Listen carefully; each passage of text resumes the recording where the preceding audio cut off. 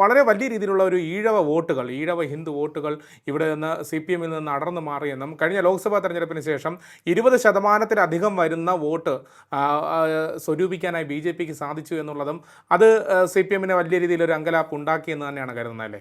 തീർച്ചയായിട്ടും അതെ. ഈഴവ വോട്ട് മാത്രമല്ല, ഹിന്ദു വോട്ട് വിശിഷ്യ പ്രത്യേകമായി ഹിന്ദു വോട്ട് CPM-ന് വളരെയേറെ നഷ്ടപ്പെട്ടിട്ടുണ്ട്. അത് ശബരിമല വിഷയത്തിൽ എടുത്തിട്ടുള്ള ഈ തീവ്രമായിട്ടുള്ള ആചാരവിരുദ്ധമായിട്ടുള്ള നിലപാട് സാധാരണക്കാരായിട്ടുള്ള ഹിന്ദു വിശ്വാസികളെ CPM-ൽ നിന്ന് അകറ്റിയിട്ടുണ്ട്. പണ്ട് ഈ പറയുന്ന BJP ഒരു പ്രബലമായിട്ടുള്ള രാഷ്ട്രീയ മുന്നണിയായി കേരളത്തിൽ ഉദയം ചെയ്യുന്നത് വരെ ഒരു ഹിന്ദു പാർട്ടിയായി ഗണിക്കപ്പെട്ടിരുന്നത് LDF ആണെന്നുള്ളത് നമ്മൾ കാണണം. അതുകൊണ്ടാണ് വലിയ അളവിൽ ഈഴവ സമൂഹത്തിൻ്റെ പിന്തുണയും SC ST വിഭാഗത്തിൻ്റെ പിന്തുണയും ഒക്കെ ഉണ്ടായിരുന്നത്. കോൺഗ്രസിനുണ്ടായിരുന്ന പിന്തുണ സവർണ ഹിന്ദു വിഭാഗത്തിൻ്റെ പിന്തുണ, ക്രിസ്ത്യൻ മുസ്ലിം അച്ചുതണ്ടിൻ്റെ പിന്തുണ എന്നുള്ളതാണ്. അതായത് UDF-ൻ്റെ സർക്കാർ വന്നു കഴിഞ്ഞാൽ അത് വളരെ വിസിബിളി ഒരു മൈനോറിറ്റി ഗവൺമെൻറ്റാണ്.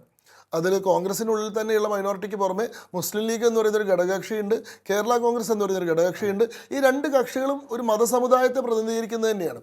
അതിൽ ഈ ലീഗ് 5 മന്ത്രിമാരെ വരെ അവകാശമായിട്ട് ചോദിച്ചു മേടിക്കുന്നുണ്ട്. ഏറ്റവും നിർണായകമായിട്ടുള്ള വകുപ്പുകൾ ഇവർ കയ്യിൽ വെക്കുന്നുണ്ട്. ഇപ്പോൾ വിദ്യാഭ്യാസം ലീഗിന് തീരെഴുതിയ വകുപ്പാണ്.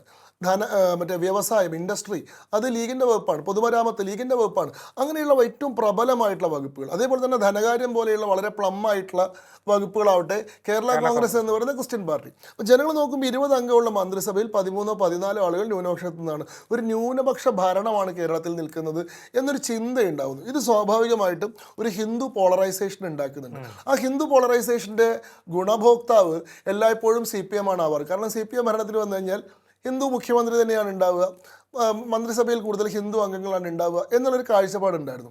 അപ്പോൾ ഈ BJP ഒരു പൊളിറ്റിക്കൽ ഫോഴ്സായിട്ട് ഇമർജ് ചെയ്യുന്നത് വരെ ഹിന്ദു വോട്ട് ബാങ്കിൻ്റെ ഒരു പരിചരണം കിട്ടിയിട്ടുള്ളത് CPM-നാണ്.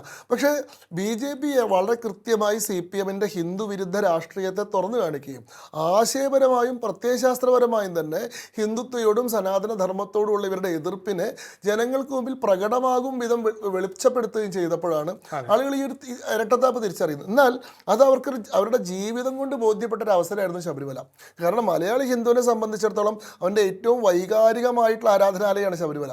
ബാക്കി എല്ലാ ക്ഷേത്രങ്ങളോടും മനുഷ്യർക്ക് ഭക്തിയാണുള്ളതെങ്കിൽ ശബരിമലയോടൊരു വൈകാരികാവേശമാണുള്ളത്.